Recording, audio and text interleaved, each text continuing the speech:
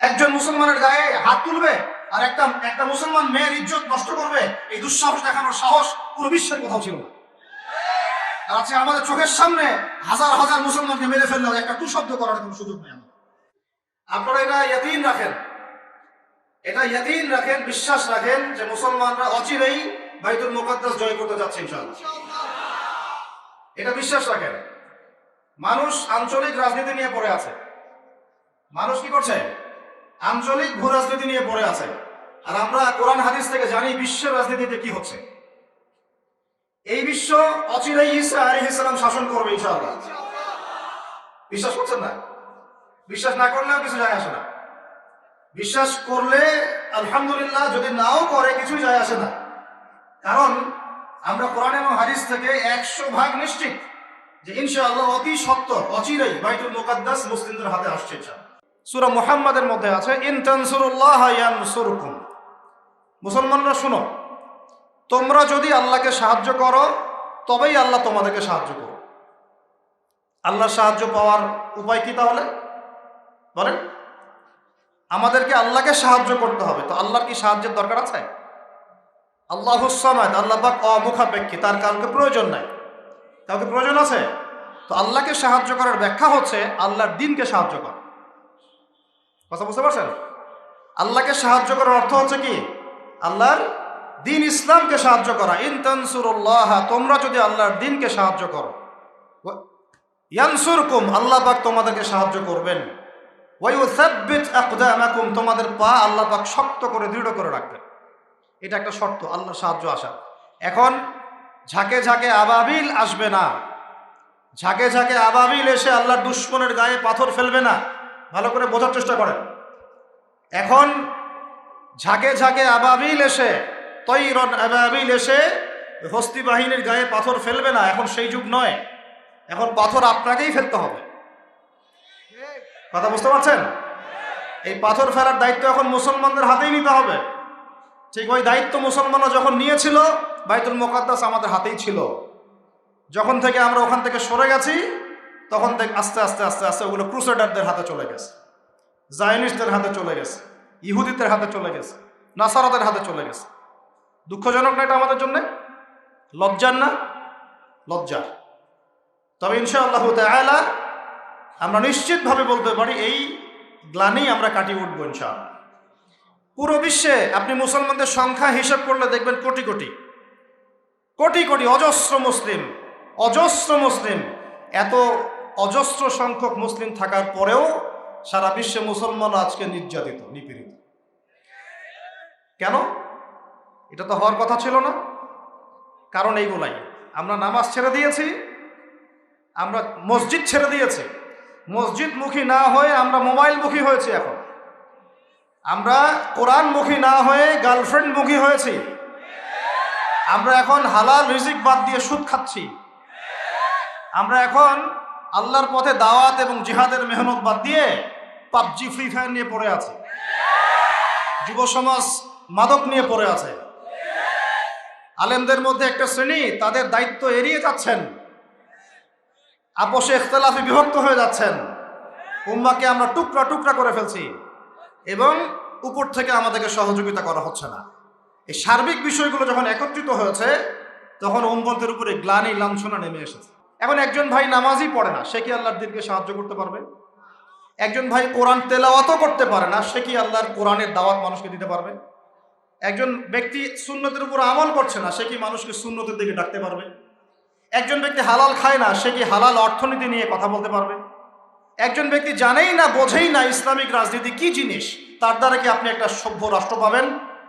কোশ্চিনকালেও না। যতদিন পর্যন্ত একজন ওমরের মতো শাসক না আসছে, আপনি সমাজ থেকে এই দুর্নীতি, করাপশন, অন্যায়, অবিচার রোধ করতে পারবেন না। কোশ্চিনকালে হাজার চেষ্টা করে নেন, উমরের মতো একজন মানুষ যতক্ষণ না আসছে, সমাজের এই গ্লানি কখনো কেটে উঠবে না। ছোট থেকে ছোট, বড় থেকে বড়, প্রত্যেকটা পদে পদে আমরা অন্যায় করছি, অবিচার করছি। একদম সবজিওয়ালা থেকে শুরু করে উচ্চ পর্যায় পর্যন্ত সবাই 2 নম্বরই করার চেষ্টা করছে। উমর ইবনে খাত্তাব রাদিয়াল্লাহু আনহুর শাসন ব্যবস্থা পড়ে দেখবেন, এরপরে চিন্তা করবেন যে আমরা কোন জায়গায় আছি আর আমাদের কোন জায়গায় যাওয়া উচিত ছিল। শতাব্দীর পর শতাব্দী চলে গেল, এখন পর্যন্ত আমাদের হুঁশ ফিরছে না। আর কতগুলো মুসলমানের জীবন গেলে আমাদের হুঁশ ফিরবে? যেদিন আমার বাড়িতে বোম পড়বে ওই দিন হুঁশ ফিরবে, যেদিন আমার বাসায় এসে বোমটা পড়বে ওই দিন হুঁশ ফিরবে, চোখ খুলবে আমাদের।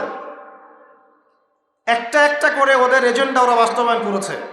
ওদের বলতে কাদের বুঝাচ্ছি এটা আপনারা বুঝে নেবেন। সব কথা সব জায়গায় খোলামেলা বলা যাবে না, এটা আপনারাও বুঝতে পারেন।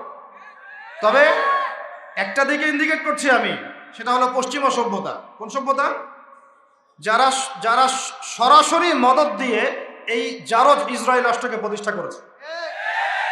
এদের একটা এজেন্ডা, তারা পুরো বিশ্বটাকে শাসন করতে চায়, এটা ওদের এজেন্ডা।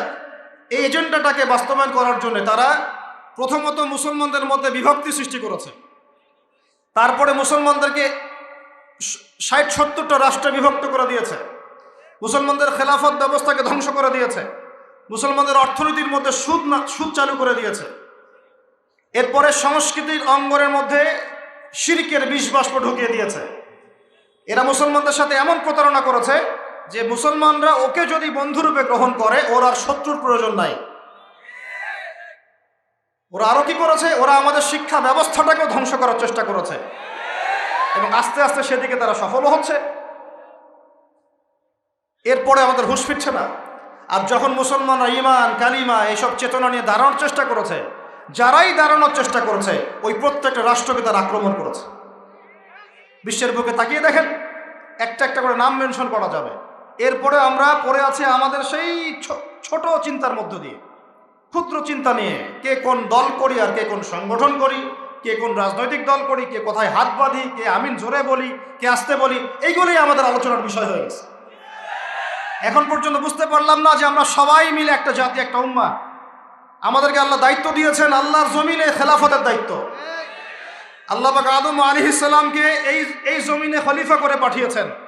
নূহ আলাইহিস সালাম এই জমিন আল্লাহর খলিফা ছিলেন, ইব্রাহিম খলিফা ছিলেন, মূসা খলিফা ছিলেন, দাউদ খলিফা ছিলেন, সুলাইমান খলিফা ছিলেন, ইউসুফ খলিফা ছিলেন, মূসা ঈসা খলিফা ছিলেন, মুহাম্মদ রাসূলুল্লাহ সাল্লাল্লাহু আলাইহি ওয়াসাল্লাম আল্লাহর খলিফা ছিলেন।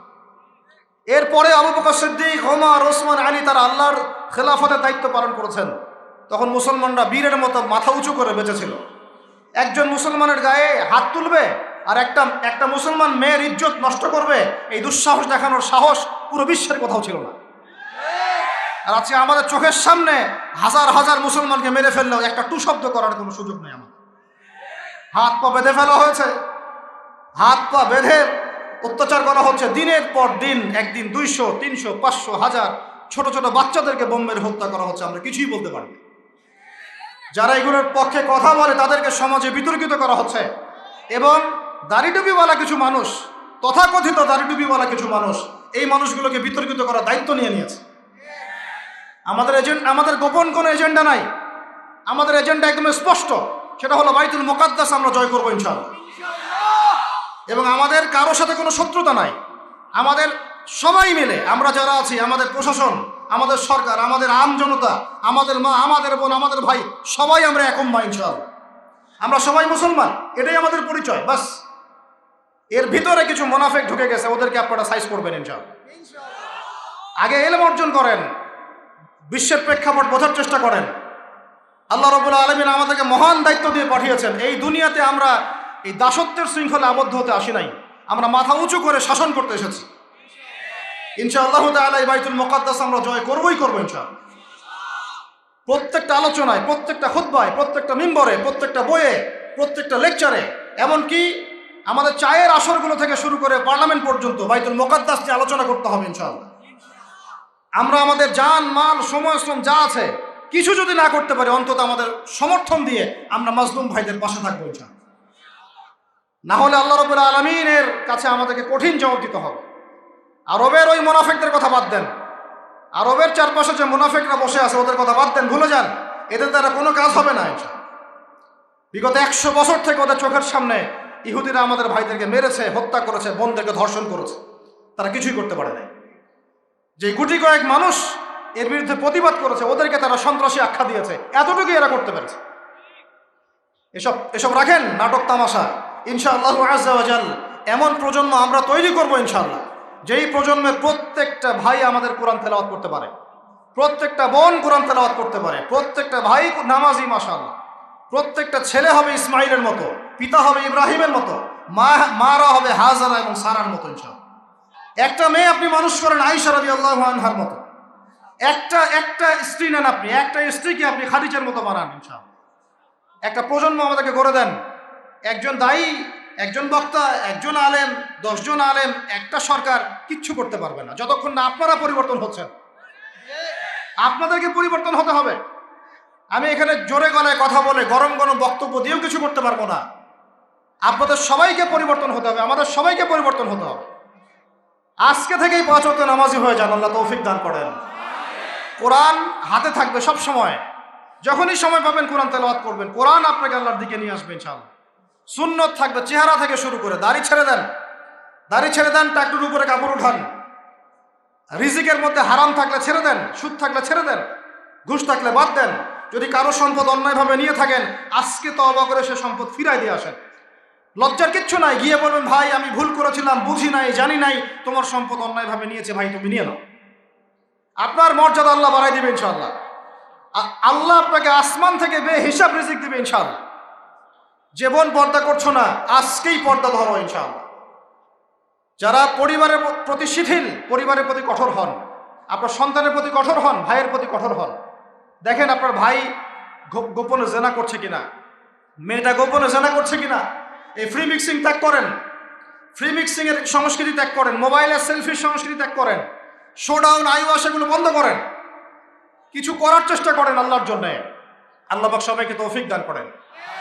যারা আমরা মাদ্রাসায় পড়ি, আমরা যারা মাদ্রাসায় যুক্ত যাওয়া আসা করি, আমাদের জীবনের উদ্দেশ্য যেন এমন না হয় যে একটা ইমামতি হলেই বাস কাম খালাস। না, একটা ইমামতির জন্য আল্লাহ আপনাকে সৃষ্টি করেন। একটা বই লিখেছি বাস অনেক কিছু হয়ে গেছে, একটা মাদ্রাসা প্রতিষ্ঠা করেছি বাস অনেক কিছু করে ফেলেছি, এমনভাবে কখনো চিন্তা করবেন না। স্বপ্ন বড় করেন, লম্বা স্বপ্ন দেখেন, দীর্ঘ স্বপ্ন দেখেন, বাইতুল মুকদ্দাস পর্যন্ত স্বপ্ন নিয়ে যান, আল্লাহ তৌফিক দান করেন। আর আমরা কোনো বিচ্ছিন্ন জনগোষ্ঠী না, আমরা একা একা কখনো আইন হাতে তুলে নিব না, ঠিক আছে? আমরা একটা পুরো জাতি করবো ইনশাআল্লাহ, ওই জাতিগতভাবে আমরা এগিয়ে যাবো ইনশাআল্লাহ। আল্লাহ রাব্বুল আলামিন আমাদেরকে বলছেন ওয়াল আসর, হে মুমিনরা সময়ের কসম করে বলছি, আমি আল্লাহ সময়ের কসম করে বলছি। সময়ের কসম কি বুঝি ভাই? সময় আমাদের জীবনের সবচেয়ে ইম্পর্টেন্ট জিনিস। আল্লাহ পাক অহেতুক কোনো বিষয়ের শপথ করবেন না তো। আল্লাহ পাক যখন কোনো কিছুর কসম করেন, সবচেয়ে শ্রেষ্ঠ বিষয়ের কসম করেন। তাহলে আমাদের জীবনের সবচেয়ে শ্রেষ্ঠ বিষয় কি?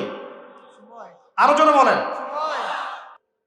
এখন চিন্তা করবেন যে এই সময় যেটা চলে গেল, এই সময়ের মধ্যে আমি কতটুকু নামাজ পড়েছি, কতটুকু রোজা রেখেছি, যাকাত দিয়েছি কতটুকু, হজ ফরজ হয়েছে করেছি কিনা, দিনের পথে আমার অবদান কি, দিনের পথে আমার অবদান কি, আল্লাহর দিনকে যে আল্লাহ সাহায্য করতে বললেন আমি কি করেছি।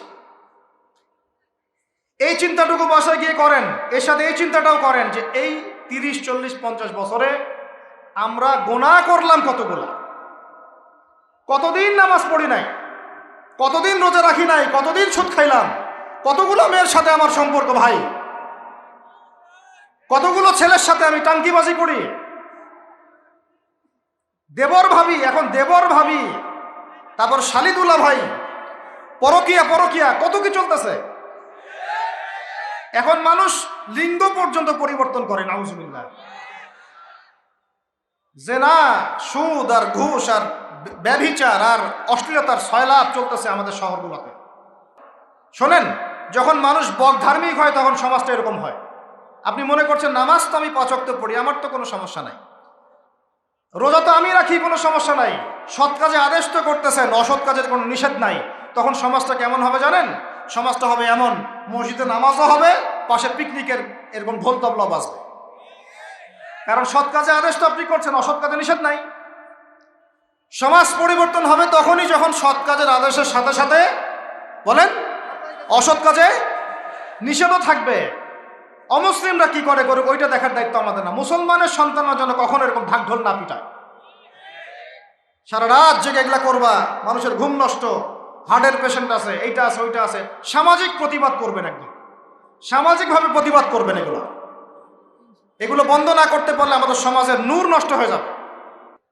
আমার কথায় নারাজ হচ্ছেন? এই পাপগুলো লিস্ট করেন, চোখ দিয়ে পানি ঝরবে, আল্লাহ আমাদেরকে মাফ করে দেন। সবাই বলি আমিন। কত কবিরা গুনাহ হয়েছে, কত সগীরা। তবে সন্তুষ্টির কথা এটাই, যদি এটা উপলব্ধি হয় যে না ভুল হয়ে গেছে, আপনি ওযু করে আসেন, 2 রাকাত নামাজ পড়েন, আল্লাহর কাছে ইস্তেগফার করেন, বলেন আস্তাগফিরুল্লাহ আল্লাযী লা ইলাহা ইল্লা হুয়াল হাইয়ুল কাইয়্যুম ওয়া আতুবু ইলাইহি। আল্লাহ পাক এক মুহূর্তে আপনার সব পাপ তো মাফ করে দিবেনই, সব গুনাহকে নেকি দিয়ে পরিবর্তন করে দিবেন ইনশাআল্লাহ। এখন শোনেন, সময়ের কসম বলতে আল্লাহ কি বুঝিয়েছেন ভাই আমার সাথে বলেন?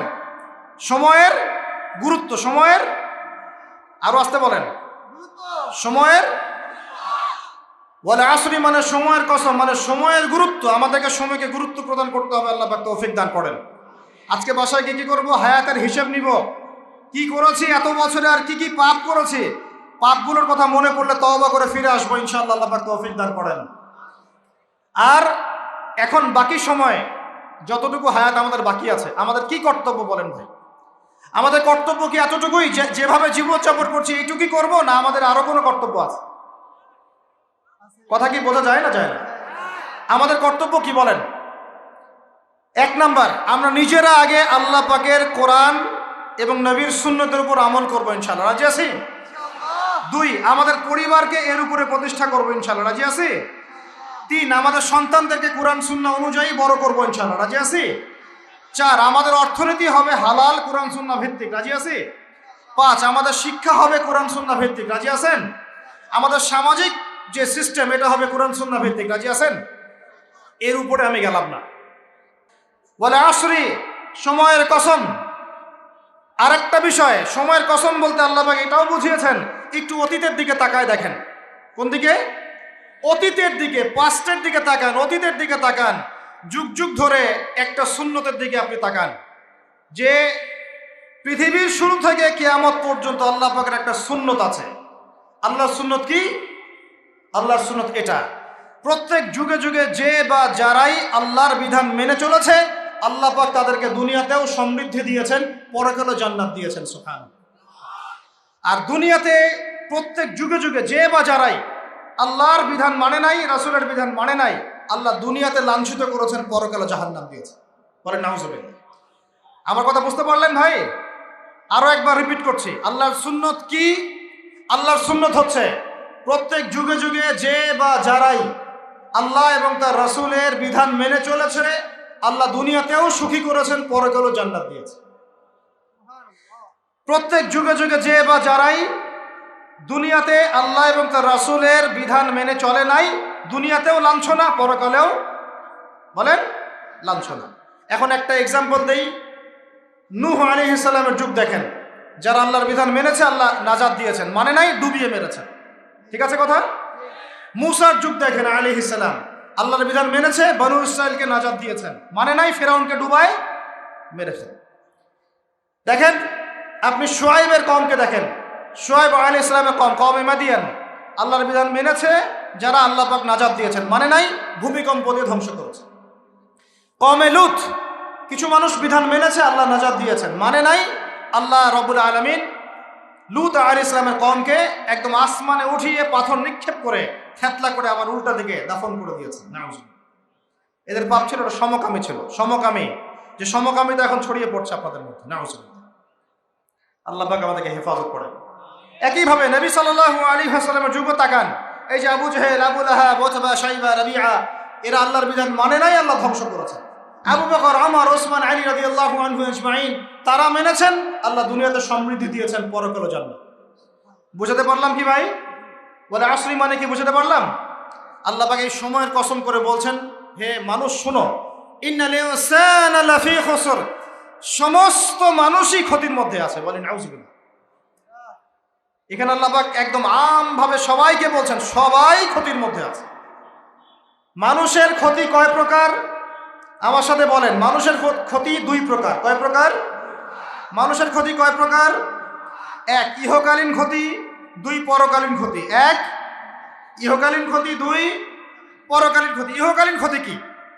ইহকালীন ক্ষতি হচ্ছে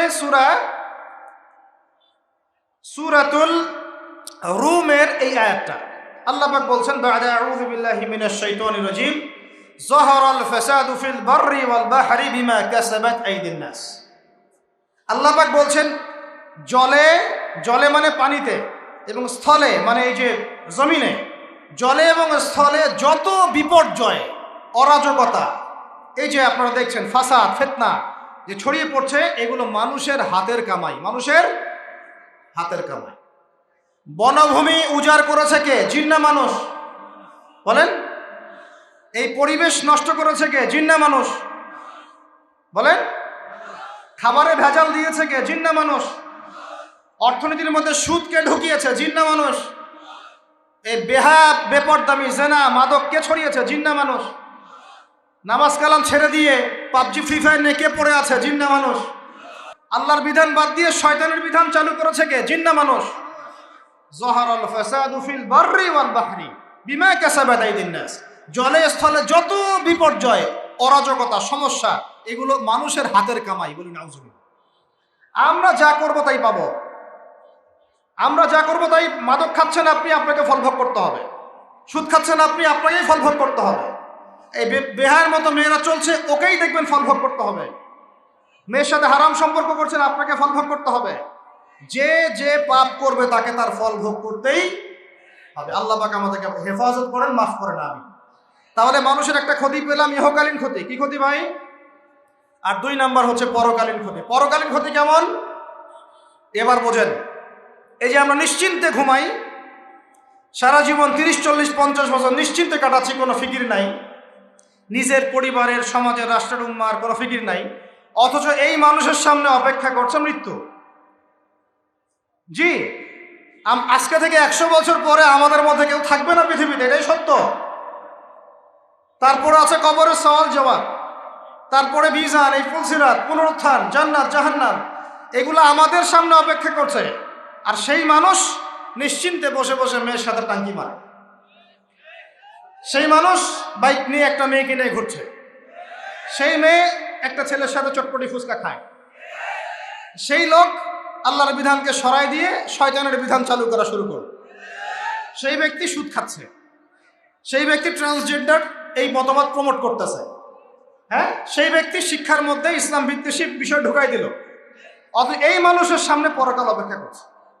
একদম টেনে হিস্ট্রি আল্লাহ পাক সামনে নিয়ে দাঁড় করাবেন, দাঁড় করে জিজ্ঞাসা করবেন, ওয়ালাকাদ আরাদনাল আমানাতা আলাস সামাওয়াতি ওয়াল আরদি ওয়াল জিবাল। আমি ইসলামের এই আমানত, শরিয়াত, কোরআন হাদিসের এই যে আমানতটা, এটা আসমান সমূহকে দিতে চেয়েছিলাম, তোমরা কি নিবা? আমি জমিনকে দিতে চেয়েছিলাম, তোমরা নিবা? আমি পাহাড়কে দিতে চেয়েছিলাম, তো আমানত কি নিবা? ফাআবাইনা, তারা বলেছে না, নিতে পারবো। ওয়াশফাকনা মিনহা, তারা অক্ষমতা প্রদর্শন করেছে।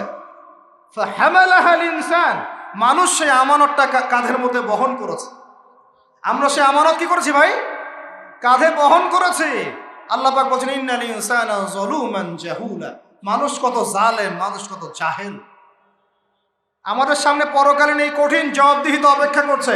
এরপরে আমাদের জীবনযাপন পদ্ধতি দেখলে মনে হয় যে আমাদের মধ্যে আর গরু ছাগলের মতো কোনো পার্থক্য। কেন? গরু ছাগলের কাজ কি? খাবে, ইস্তেঞ্জা করবে আর সহবাস করবে, বাস। আমাদের এখন এই 3টা কাজ। কি খাবো, আর কোন টাইলস ফিটিং বাসায় পায়খানা করব, আর কতগুলো বাচ্চা পয়দা করতে পারবো, বাস, দ্যাটস অল। এর বাইরে আমাদের চিন্তা কোথায়? আল্লাহ পাক এবার আমাদেরকে বলছেন, আচ্ছা ঠিক আছে, 4টা গুণ অর্জন করো। কয়টা ভাই? কয়টা গুণ অর্জন করব? আল্লাহ পাক বলছেন এই 4টা গুণ যারা অর্জন করবে তারা ওই ক্ষতি থেকে বেঁচে থাকবে ইনশাআল্লাহ। সুবহানাল্লাহ। দুনিয়াতেও তারা সফল হবে, পরকালেও সফল হবে ইনশাআল্লাহ। আল্লাহ বলছেন ইল্লাল্লাযীনা আমানু, তারা নয় যারা এক ঈমান এনেছে, তারা ক্ষতির মধ্যে নাই, যারা ঈমান এনেছে। 2 ওয়া আমিলুস সলিহাত, সৎ আমল সম্পাদন করেছে। কি আমল? সৎ আমল। তারপরে ওয়া তাওয়াসাউ বিল হক, পরস্পরকে সত্যের উপদেশ দিয়েছে। কিসের উপদেশ? সত্যের। 4 ওয়া তাওয়াসাউ বিস সবর, এবং পরস্পরকে ধৈর্যের উপদেশ দিয়েছে। এটা কি শুধু একজন ব্যক্তির উপরে বর্তাবে না সবার উপর দায়িত্ব? এই সূরায় কি শুধু আলেমদেরকে উদ্দেশ্য করা হচ্ছে? শুধু মুফাসসিরদেরকে, শুধু মুহাদ্দিসদেরকে, শুধু বক্তাদেরকে, নাকি সবাইকে? এই সবাই মিলে যখন এই 4টা গুণ মিলে অর্জন করবেন, দেখবেন ইনশাআল্লাহ দুনিয়াতেও বিজয় আমাদের, পরকালেও আমাদের ইনশাআল্লাহ। এবার একটু ব্যাখ্যা করে সংক্ষিপ্ত করে, ঈমান মানে কি? ঈমান অর্থ কি? বিশ্বাস। ঈমানের পিলার কয়টা? ঈমানের স্তম্ভ পিলার কয়টা? বলেন 6টা। কয়টা? আমার সাথে বলেন কয়টা? 1 নম্বর আল্লাহ বিশ্বাস। কোথায় বিশ্বাস? এক আল্লাহ বিশ্বাস, আল্লাহ ছাড়া কোনো মাবুদ নাই। এবং আল্লাহর তাওহীদে বিশ্বাস, শিরক থেকে দূরে থাকা। 2, আল্লাহ পাকের মালায়েকা ফেরেশতা মণ্ডলীতে বিশ্বাস। ফেরেশতায় বিশ্বাস করি তো ইনশাআল্লাহ? এই জায়গাটাতে ফেরেশতারা আছেন, বিশ্বাস করেন? আমাদের 2 কাঁধে ফেরেশতা আছেন, বিশ্বাস করেন? আপনি যখন আয়াতুল কুরসি পড়ে ঘুমান, তখন একজন ফেরেশতা আপনাকে পাহারা দেন, বিশ্বাস করেন? সুবহানাল্লাহ, সুবহানাল্লাহ। এরকম অগণিত অসংখ্য ফেরেশতা আছে আল্লাহ পাকের। কতগুলা? এই আরশে আজিম, এই আমরা বলি আরশে আজিম, নিচে একটা জায়গা আছে 7ম আসমানের উপরে, তার নাম হলো বাইতুল মামুর। কি নাম? বাইতুল। ওটা হচ্ছে একটা ফেরেশতাদের তাওয়াফ করার জায়গা। আমরা যেমন কাবা ঘরে তাওয়াফ করি না? করি না? কারা কারা করেছেন হাত তোলেন? মাশাআল্লাহ, মাশাআল্লাহ। আল্লাহ পাক আরো বেশি করার তৌফিক দান করেন। আর যারা করে নাই তাদেরকেও তৌফিক দান করেন। আল্লাহ পাক সবাইকে হজ করার তৌফিক দান করেন। শোনেন, তবে একটা কথা বলে রাখি, ওই হজ উমরা সফরে গিয়ে, প্রসঙ্গ অন্যদিকে চলে যাচ্ছে, ওই জন্য বলতে যাচ্ছি না লম্বা করে, হজ উমরা সফরে গিয়ে এই মোবাইল ফোনগুলো নিয়ে যাবেন না। এই বাটন ফোন নিয়ে যাবেন। এই মোবাইল ফোন হজ উমরা সফরে নষ্ট করে ফেলেছে। এই হজ উমরা সফরে আমরা দেখে আসলাম যে মোবাইল ফোনের কারণে মানুষ ইবাদতের যে নূর নষ্ট করে ফেলেছে। ওখানে গিয়ে সেলফি, শোডাউন, এইটা ওইটা। আল্লাহ মাফ করেন আমাদের। আর সুবহানাল্লাহ, মানুষ এখন হারাম এলাকাতেও দেখি সিগারেট খায় বসে বসে। হ্যাঁ, হারামের বাইরে, মসজিদ নববীর বাইরে। কথা বুঝতে পারছেন? মানুষের সাইকোলজি এমন হয়ে গেছে এখন যে নববী, হারাম, এগুলোর পাশে বসে মানুষ সিগারেট খাচ্ছে, স্মোক করছে। আপনারা যারা সফরে গিয়েছেন বা যাবেন ভবিষ্যতে, এই ফোন আর এই জিনিসগুলো আপনারা কখনো, খবরদার, এগুলো কখনো করতে যাবেন না। সিগারেট তো এমনিতেই খাবেন না, বলছি মোবাইল ফোনও নিয়ে যাবেন না, এই স্মার্টফোনটা নিয়ে যাবেন না। যে ফোনটাতে বাটন কথা বলা যায় এতটুকু নিয়ে যাবেন। যদি নিয়ে যেতেই হয়, এটাকে হোটেলে বা কোথাও রেখে আসবেন, ইবাদতের মধ্যে এটা নিয়ে যাবেন। যাই হোক, ওইদিকে যাচ্ছি না, ওইটা অন্য প্রসঙ্গ। যেটা বলতে চাচ্ছিলাম যে আল্লাহ পাকের অগণিত ফেরেশতা আছেন। এই ফেরেশতাদের তাওয়াফের জন্যে আল্লাহ পাক একটা ঘর বানিয়েছেন, তার নাম বাইতুল মামুর। কি নাম? তাই বাইতুল মামুরে যে ফেরেশতা একবার তাওয়াফ করে, কয়বার ভাই? সে আর কিয়ামত পর্যন্ত তাওয়াফের সুযোগ পাবে না। বলেন সুবহানাল্লাহি ওয়া বিহামদিহি সুবহানাল্লাহিল আযীম। তাহলে আপনি কি বুঝতে পারলেন আল্লাহর ফেরেশতার সংখ্যা কত? যে একবার তাওয়াফ করেছে সে কিয়ামত পর্যন্ত আর সুযোগ পাবে না। চিন্তা করা যায়। এখন ঈমানের পিলার কয়টা বললাম ভাই? 1 নম্বর কিসে বিশ্বাস? আল্লাহ বিশ্বাস করি তো নাকি? তা আল্লাহ বিশ্বাস করলে যুবকরা এখন আত্মহত্যা করে কেন? বলেন, আল্লাহ বিশ্বাস যদি করেন তাহলে রেজাল্ট খারাপ হলে আত্মহত্যা করেন কেন? আল্লাহ আপনার তাকদির লিখেন নাই? আল্লাহ বিশ্বাস করলে আপনি চাকরি পাচ্ছেন না, হতাশ কেন? আল্লাহ যদি বিশ্বাস করবেনই, তাহলে আপনি মেয়ের পিছনে জীবন নষ্ট করছেন কেন? আল্লাহতে যদি বিশ্বাস থাকেই, তাহলে নামাজ নাই কেন? আল্লাহ যদি বিশ্বাস করেনি, আলহামদুলিল্লাহ, তাহলে যাকাত দেন না কেন? তাহলে দিনের জন্য কোনো ফিকির নাই কেন? দিনই এলেম অর্জন কেন করেন না? কেন কোরআন তেলাওয়াত করা শেখেন না? কথাগুলো কি কষ্ট পাচ্ছেন? একটু পান। আমি দোয়া করি একটু যেন আপনি কষ্ট পান, এবং এই কষ্টটা যেন আপনাকে আল্লাহর দিকে নিয়ে আসে। এই কষ্টটাই যেন আপনাকে আল্লাহর দিকে নিয়ে আসে। আল্লাহ তৌফিক দান করেন, আমিন। সবসময় নরম ওয়াজে কাজ হয় না। সবসময় নরম কথা বলে কাজ হয় না। আমাদের কাছে আবু বকর রাদিয়াল্লাহু আনহুর সুন্নতও আছে, ওমর ইবনে খাত্তাবের সুন্নতও আছে। আল্লাহ পাক আমাদেরকে তৌফিক দান করেন, আমিন। তাহলে ভাই আল্লাহ বিশ্বাস করবো তো ইনশাআল্লাহ? তাহলে এক কথায় আল্লাহর কোনো হুকুম ছাড়া যাবে না। রাজি? আল্লাহ পাকের কোনো হুকুম হাকাম ছাড়বো না ইনশাআল্লাহ। রাজি আছেন? আল্লাহ তুমি কবুল করো, আমিন। 2, আল্লাহ পাকের ফেরেশতা মণ্ডলীতে বিশ্বাস করি তো ইনশাআল্লাহ? ফেরেশতায় বিশ্বাস করলে গোপন পাপ কিভাবে করতে পারি? ফেরেশতায় বিশ্বাস করলে বাথরুমে পাপ করেন কিভাবে? ফোনের মধ্যে পাপ করেন কিভাবে? গোপনে মেয়ের সাথে পাপ করেন কিভাবে? গোপনে গোপনে পরকিয়া করেন কিভাবে?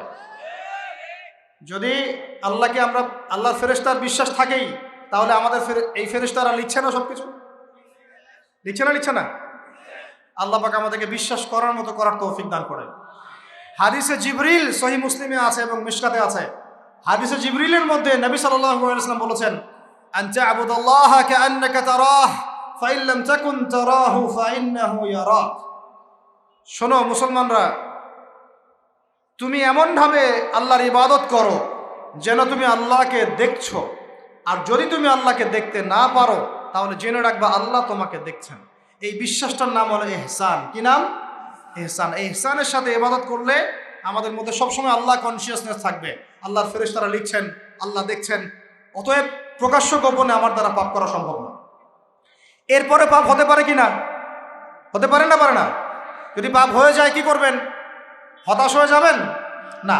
যতবার পাপ হবে 2 রাকাত নামাজ, যতবার পাপ হবে ওযু করে 2 রাকাত নামাজ, ইনশাআল্লাহ আল্লাহ পাক পাপ মাফ করে দিবেন। তাই বলে আল্লাহ পাকের এই দয়ার সুযোগ নিয়ে পাপ করতেই থাকবেন এমন না। দয়ার সুযোগ নিয়ে পাপ করতেই থাকবেন এমনটা নয়। আল্লাহ পাক যেমন গফুর রহিম, আল্লাহ পাক তেমনি শাদীদুল ইকাব। আল্লাহ পাক যেমন রহমান রহিম, পরম করুণাময় অসীম দয়ালু, আল্লাহ পাক তেমনি কঠিন শাস্তিদাতাও বটে। ঠিক আছে? 2 নম্বর পিলার মালায়েকায় বিশ্বাস। 3 নম্বর ওয়া কুতুবিহি, আল্লাহ পাকের সমস্ত আসমানি কিতাবে বিশ্বাস করব। রাজি আছি তো ইনশাআল্লাহ? তাহলে কোরআন পড়া শিখবো তো ইনশাআল্লাহ? তেলাওয়াত, আরবি ভাষা, আরবি ব্যাকরণ, তাফসীর এতটুকু শিখতে হবে। আল্লাহ পাক তৌফিক দান করেন। ওয়া রুসুলিহি, আল্লাহ পাকের সমস্ত রাসূলে বিশ্বাস করব তো ইনশাআল্লাহ? আমরা কি শুধু নবী মুহাম্মদকে বিশ্বাস করি সাল্লাল্লাহু আলাইহি ওয়াসাল্লাম, না সমস্ত রাসূলকে বিশ্বাস করি? বলেন, কনসেপ্ট ক্লিয়ার করেন। আচ্ছা, আরেকটা কথা, আমাদের নবীজির পরে কি আরো নবী আসতে পারে? তো অনেক মানুষে বলছে যে গোলাম আহমেদ কাদিয়ানীও নবী। বাংলাদেশে যে এগুলোর সংখ্যা দিন দিন বাড়ছে, তা আমাদের কোনো ভূমিকা নাই কেন? আমাদের কি মনে হয় যে আল্লাহ পাক আমাদেরকে ধরবে না? শোনেন, যাদের প্রত্যক্ষ মদতে আর পৃষ্ঠপোষকতায় বাংলার মাটিতে এগুলো ছড়াচ্ছে, আল্লাহ পাকে এক একজন জালেমের কঠিন হিসাব দেবেন ইনশাআল্লাহ। আর আমরা তো অজ্ঞ হলাম কিভাবে? ঈসাই মুসলিম আবার কি? মুসলমানদের মধ্যে কোনো ঈসাই মুসলিম বলে কোনো শব্দ নাই। আমাদের কালিমা স্পষ্ট, লা ইলাহা ইল্লাল্লাহ, আল্লাহ ছাড়া কোনো মাবুদ নাই। মুহাম্মাদুর রাসূলুল্লাহ, মুহাম্মদ সাল্লাল্লাহু আলাইহি ওয়াসাল্লাম আল্লাহ পাকের সর্বশেষ নবী। তারপর লা নবিয়্যা বা'দা, তারপরে কোনো নবী আসবে না। হ্যাঁ, ঈসা ইবনে মারইয়াম আসবেন। তিনি আসবেন কখন? দাজ্জালকে হত্যা করার জন্য। নবী হিসেবে নন, তিনি আসবেন কি হিসেবে? উম্মাহ হিসেবে। আল্লাহ রাব্বুল আলামিন আমাদের একদম আকীদা পরিষ্কার করে রাখেন ইনশাআল্লাহ। আর এই ধরনের দাওয়াত যদি দিতে কেউ আসে, একটা চল লাগাই দিবেন ধরে। তারপর কি হবে দেখা যাবে। একদম কষে থাপ্পড় লাগাই দিবেন একটা।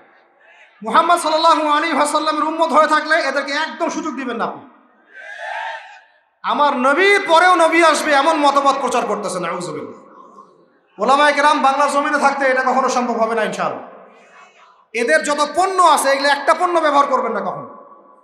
লিস্ট করে দেখবেন কোন কোন পণ্য এদের। আমি এগুলো বলতে চাচ্ছি না পাবলিকলি। সচেতন হন, ইমান কোন দিক দিয়ে বের হয়ে চলে গেল, আল্লাহ পাক আমাদেরকে মাফ করেন। নবীজি এই যুগের কথাই বলছিলেন সম্ভবত, যে ইউসবিহুর রাজুলু মুমিনান ওয়া ইউমসি কাফিরান, একজন ব্যক্তি সকাল করবে মুমিন অবস্থায়, সন্ধ্যা হবে কাফের অবস্থায়। আস্তাগফিরুল্লাহ। ওয়া ইউমসি মুমিনান ওয়া ইউসবিহু কাফিরান, সন্ধ্যা করবে মুমিন অবস্থায়, সকাল হতে হতে কাফের হয়ে যাবে। ইয়াবিউর রাজুলু দীনাহু লিআরদিদ দুনিয়া, দুনিয়ার সামান্য স্বার্থে মানুষ তার দিনকে বিক্রি করে দিবে। বাংলার গ্রামে গ্রামে এখন এই যে খ্রিস্টান মিশনারিদের তৎপরতা দেখা যাচ্ছে। মানুষকে, মুসলমানদেরকে খ্রিস্টান বানানো হচ্ছে টাকার প্রলোভন দিয়ে, চিকিৎসা সেবার প্রলোভন দিয়ে। আপনারা কি দেখেও না দেখার ভান করছেন? শুনেও না শোনার ভান করছেন? যাদের প্রত্যক্ষ মদত এগুলো হচ্ছে, আল্লাহ পাকের কাছে জবাব দেওয়ার জন্য প্রস্তুত হয়ে যান আপনারা। দুনিয়াতে হয়তো কিছু হবে না, কেউ কিছু করতে পারবে না, কিন্তু কাল কিয়ামতে কে ছাড়ে আপনাকে তাই দেখে নিব আমরা।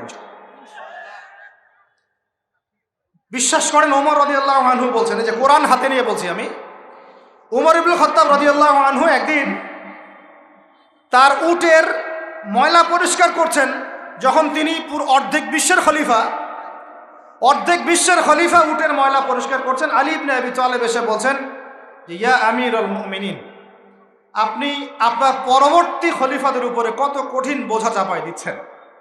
এত কিছু করার পরে নিজে উটের ময়লা পরিষ্কার করছেন, আমাদের জন্য এত কঠিন করে দিলেন খেলাফতের দায়িত্ব। তখন ওমর ইবনে খাত্তাব বলছেন, এই কথাটা শোনেন, তিনি বলছেন যে যে আমাকে উচ্চ প্রশংসায় ভাসিও না ইয়া আবুল হাসান। আবুল হাসান হচ্ছে আলী রাদিয়াল্লাহু আনহুর নাম। হে আলী, আমাকে উচ্চ প্রশংসায় ভাসিও না। আমি ভয় করি ইরাক তো তখন মুসলমানদের আওতায় আছে, ইরাকের ফোরাত নদীর কিনারায় যদি কোনো ছাগলের বাচ্চাও না খেয়ে মারা যায়, আমি ওমর ভয় করি কাল কিয়ামতের মাঠে আল্লাহ আমাকে এর জন্য জবাবদিহি করাবে। কি বুঝলেন? ওই যুগ আর এই যুগ লা ইয়াস্তামিআন, এটা কখনো একসাথে মিলবে না। এগুলা জাদুঘরে চলে গেছে এখন। তিনি বলছেন ওমর রাদিয়াল্লাহু আনহু, যিনি জান্নাতের সার্টিফিকেট প্রাপ্ত মানুষ, যার জান্নাতের ঘর আল্লাহ রসুল দেখে এসেছেন, তিনি বলছেন যে আমি ভয় করি ইরাকের ফোরাত নদীর কিনারায় কোনো মেষ পালক বা ছাগলের বাচ্চা, মেষ শাবক, তারাও যদি না খেয়ে পানির পিপাসায় মারা যায়, আমি ওমর ভয় করি কাল কিয়ামতের মাঠে আল্লাহ আমাকে জবাবদিহি করো। আর কিছু বলতে হবে আপনাদেরকে?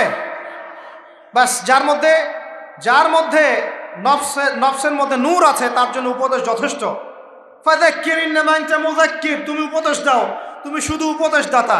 লাস্তা আলাইহিম বিমুসাইতির, তুমি কারো প্রতি দারোগা নও। ফাযাক্কির ইন নাফাআতিয যিকরা, যদি উপদেশ কাজে আসে উপদেশ দিয়ে যাও। সায়াযাক্কারু মান ইয়াখশা, যে আল্লাহকে ভয় করে সে ইনশাআল্লাহ অতি শীঘ্রই লাইনে চলে আসবে। আল্লাহকে ভয় করো, বাস আমাদের কাজ এতটুকুই, এর বেশি আমাদের কোনো দায়িত্ব নাই। এখন শোনেন, যে কথা বলতে এতদূর চলে আসলাম, মুহাম্মদ সাল্লাল্লাহু আলাইহি ওয়াসাল্লামের পরে আর কোনো নবী আছে? আকীদা স্পষ্ট থাকবে তো ইনশাআল্লাহ? এবার আসেন, ওয়া কুতুবিহি বলতে আমরা সমস্ত কিতাবে বিশ্বাস করি, ওয়া রুসুলিহি বলতে আমরা সমস্ত আম্বিয়া কেরামে বিশ্বাস করি। ওয়াল ইয়াউমিল আখির, 5 নাম্বারটা কি ভাই? ওয়াল ইয়াউমিল আখিরাতের জীবনে আমরা বিশ্বাস করি। আখিরাতে যদি বিশ্বাস করি তাহলে আমাদের দ্বারা দুনিয়াকে সর্বোচ্চ অগ্রাধিকার দেওয়া সম্ভব না। আমরা দুনিয়ায় চলবো আখিরাতের স্বার্থে। কিসের স্বার্থে? দুনিয়া চলবো কিসের স্বার্থে ভাই? আল্লাহ তৌফিক দান করেন, আমিন। আমাদের চলার মূল মন্ত্র একটাই, কোন কাজ আমাদেরকে আখিরাতে বেনিফিটেড করবে, উপকার দিবে, ওই কাজে আমি আসি। যেই কাজ আমাকে পরকালে কোনো ফায়দা দেয় না ওই কাজে আমি নাই। কথা ক্লিয়ার? যেই কাজ আমাকে আখিরাতে কি দিবে, ফায়দা দিবে, সেই কাজে আমি আসি। যেই কাজ ফায়দা দিবে না সেই কাজে কি? তো এখন গার্লফ্রেন্ড ফায়দা দিবে? সুদ ফায়দা দিবে? বলেন, অন্যের সম্পদ আত্মসাৎ করা ফায়দা দিবে? জুলুম করলে ফায়দা দিবে? বুঝবেন, আল্লাহ পাক বোঝার তৌফিক দান করেন, আমিন। 6 নম্বরটা হচ্ছে ওয়া আন তুমিনা বিল কদরি খাইরি ওয়া শাররি, তাকদীর বা ভালো মন্দের এই ফয়সালার প্রতি, আল্লাহর পক্ষ থেকে ফয়সালার প্রতি তুমি বিশ্বাস করবে। এই 6টা হলো পিলার। 6 নম্বর পিলারটা কি ভাই? তাকদীর বা ভাগ্যে বিশ্বাস করা, করি কি না? এইখানে আপনাদের সাথে আমার কথা, তাকদীর বা ভাগ্যে বিশ্বাস করলে রিজিক নিয়ে এত পেরেশান হওয়ার কিছু নাই। তাকদীর ভাগ্যে বিশ্বাস করলে এই যে ছোটখাটো বিপদ আপদ বালা মুসিবত আসতেছে আমাদের জীবনে, আসতে আছে না, এগুলোতে বিচলিত হওয়ার কিছু নাই, কিছু নাই।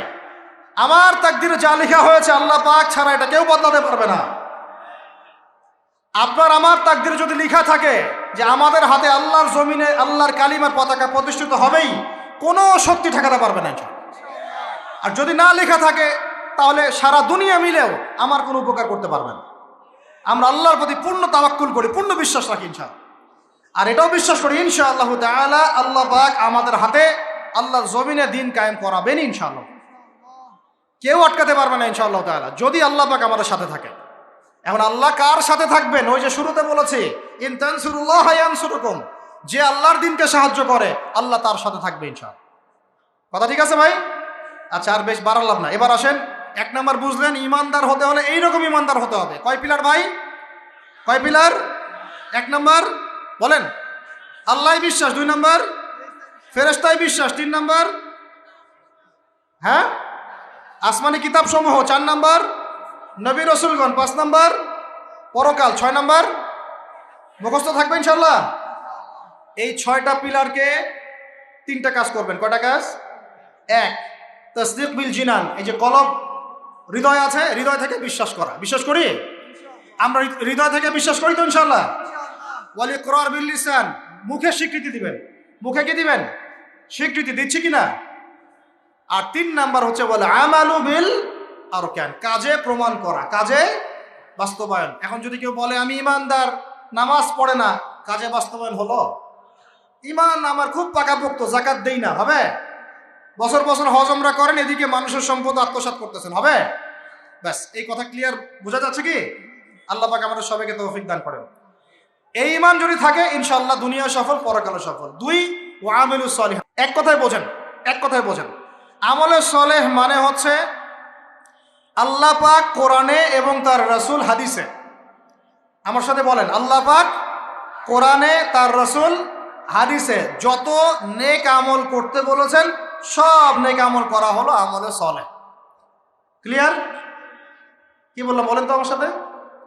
আল্লাহ পাক কোরআনুল কারীমে তার রাসূল হাদিসের মধ্যে যত নেক কাজ করতে বলেছেন সেগুলো করার নাম, সেগুলো করার নাম আমলে সলেহ। যেমন নামাজ, যেমন সওম, যেমন সাদাকা, যেমন রমজানে সওম রাখা, হজ করা, উমরা করা, পিতা মাতার সাথে ভালো ব্যবহার, এমনকি মুসলিম ভাইয়ের সাথে হাসি মুখে কথা বলা, মুসাফা করা, হাসি মুখে কথা বলা, এগুলো থেকে শুরু করে যত উচ্চ পর্যায় পর্যন্ত আছে, একদম আপনার চেহারার দাড়ি থেকে নিয়ে জিহাদের ময়দান পর্যন্ত সবকিছু কি আমলে সলেহ। ক্লিয়ার কথা? এবার আরেকটা বিষয় বোঝেন, আমলে সলেহের এটা হচ্ছে একটা পিঠ। পয়সার যেমন 2 পিঠ থাকে, এটা আমলে সলেহের 1 পিঠ। আরেক পিঠে কি আছে? আরেক পিঠে আছে আল্লাহ পাক কোরআনে তার রাসূল হাদিসে যত মন্দ কাজ থেকে দূরে থাকতে বলেছেন সেগুলো থেকে দূরে থাকার নাম হলো আমলে সলেহ। বুঝতে পারি নাই? বুঝতে পারি নাই? একটা পিঠ তো চিনলেন, ভালো কাজগুলো করা। আরেকটা পিঠও চিনেন, আল্লাহ পাক কোরআনে তার রাসূল হাদিসে যত খারাপ কাজ থেকে দূরে থাকতে বলেছেন, দূরে থাকার নাম, আরো জোরে বলেন, দূরে থাকার নাম। এই যে আপনি সুদ খাচ্ছেন না, এটাই আমলে সলেহ। এই যে আপনি শেভ করছেন না, এটা আমলে সলেহ। এই যে আপনি অন্যর সম্পদ আত্মসাৎ করছেন না, এটা আমলে সলেহ। বেপরদায় চলছেন না, এটাই আমলে সলেহ। আল্লাহ পাক গীবত করতে নিষেধ করেছেন, করছেন না, এটা আমলে সলেহ। আল্লাহ পাক এতিমের সম্পদ আত্মসাৎ করতে নিষেধ করেছেন, আপনি যে করছেন না, এটা আমলে সলেহ। আল্লাহ বলছেন লা তাকরাবু জিনা, জিনার কাছে যেও না, কাছেও যেও না, আপনি যে যাচ্ছেন না, এটাও আমলে সলেহ। মানে ভালো কাজগুলো করার নাম যেমন আমলে সলেহ, খারাপ থেকে দূরে থাকার নাম কি? ক্লিয়ার কথা? তাহলে 1 নাম্বার ইমান বুঝতে পারলেন, আমলে সলেহ বুঝতে পারলেন। 3 নাম্বার ওয়াতাওয়াসাউ বিল হক, হকের দাওয়াত দেওয়া। হকের, আর হকটা কি ভাই? হক মানে কি? কে বলতে পারবেন? হক মানে কি? হকের দাওয়াত দিতে বলেছেন আল্লাহ পাক, হকটা মানে কি? বিসমিল্লাহ।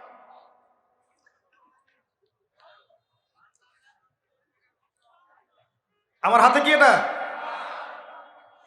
এই জুমার রাত চলতেছে না, কালকে জুমার দিন। জুমার দিন একটা সূরা পড়তে হয়, সূরাটার নাম কি? জোরে বলেন। সূরা কাহাফ জুমার দিনে তেলাওয়াত করলে 1 জুমা থেকে আরেক জুমা পর্যন্ত আপনার এই যে হায়াত, এটা ইমানে নূর দিয়ে আল্লাহ ভরে দিবেন। আর এই সূরা কাহাফ আপনাকে দাজ্জাল থেকে বাঁচাবে। কার থেকে বাঁচাবে?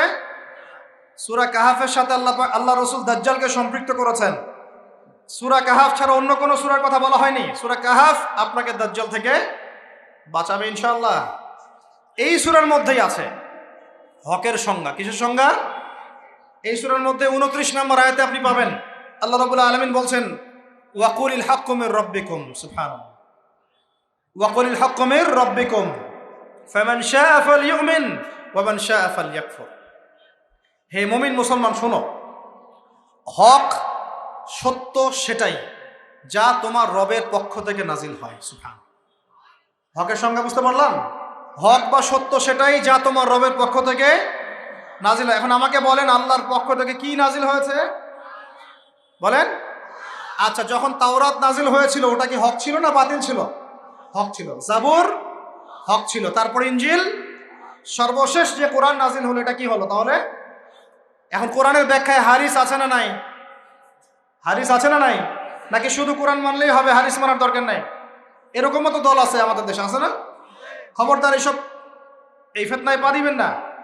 ওয়ামা ইয়ানতিকু আনিল হাওয়া, আল্লাহ বলছেন আল্লাহ নবী নিজের মন গড়া কোনো কথা বলতেন না। ইন হুয়া ইল্লা ওয়াহয়ু ইউহা, তিনি শুধু সেই কথাই বলতেন যা তার কাছে ওহী করা হয়েছে।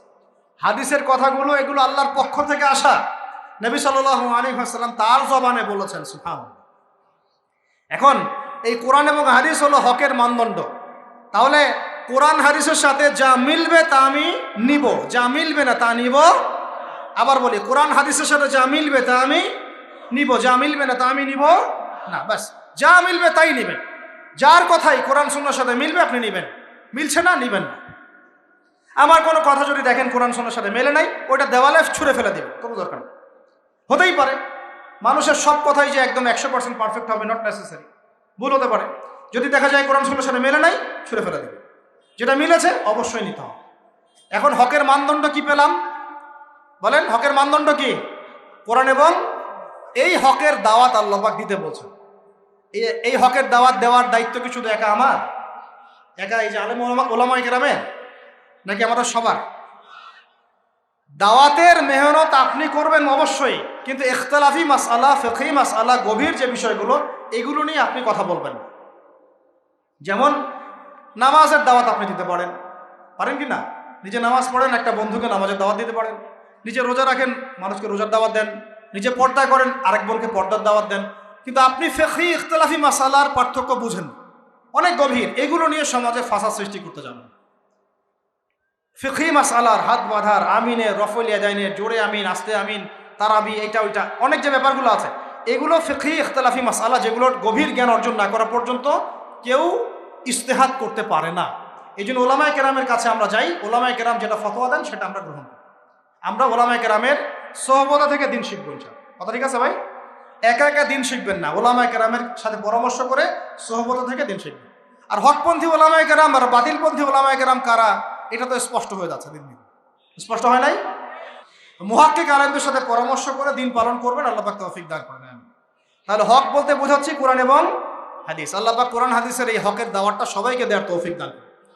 দাওয়াতটাকে দিব শুধু সৎ কাজে আদেশ করব নাকি অসৎ কাজে নিষেধ করব বলেন? আচ্ছা, এইটা মূলনীতি দাওয়াতের। শোনেন, এই কথাটা ভালো করে শোনেন। আল্লাহর নবী সাল্লাল্লাহু আলাইহি ওয়াসাল্লামের চেয়ে ভদ্র কোনো মানুষ ছিল? আসবে? আসছিল কখনো? নম্র, সভ্য, ভদ্র কোনো মানুষ পৃথিবীতে কখনো আসছে তার চাইতে? আসবে? তা এখন আমাকে বলেন তো, তাহলে তাকে মাইর খাইতে হলো কেন? ভদ্র মানুষ, নম্র মানুষ, মানুষের ভালো চান, এতিমের পাশে দাঁড়ান, বিধবার পাশে দাঁড়ান, কোনোদিন কাউকে একটা গায়ে টাচ করেন নাই, কটু কথা বলেন নাই, কখনো মিথ্যা কথা বলেন নাই। আল আমিন। এই মানুষটাকে মানুষ 15 বার হত্যা করার চেষ্টা করেছে। কতবার? 15 বার আল্লাহর নবীকে হত্যা করার চেষ্টা করেছে। তার দাঁত মানুষ মেরে ভেঙে দিয়েছে, তার পা মচকে দিয়েছে, তারপরে তার মাথার মধ্যে আঘাত করেছে, কড়া ঢুকে গেছে উহুদের যুদ্ধের দিন। পিঠের মধ্যে উটের নাড়ি ভুঁড়ি চাপিয়ে দিয়েছে, দড়ি দিয়ে ফাঁস দেওয়ার চেষ্টা করেছে। তো এই কাজগুলো রাহমাতুল লিল আলামিন নবী মুহাম্মদ সাল্লাল্লাহু আলাইহি ওয়াসাল্লামের ক্ষেত্রে কেন হলো? তিনি যদি সৎ কাজে আদেশ করতেন শুধু, তাহলে সমাজের মানুষ তাকে মাথায় তুলে না।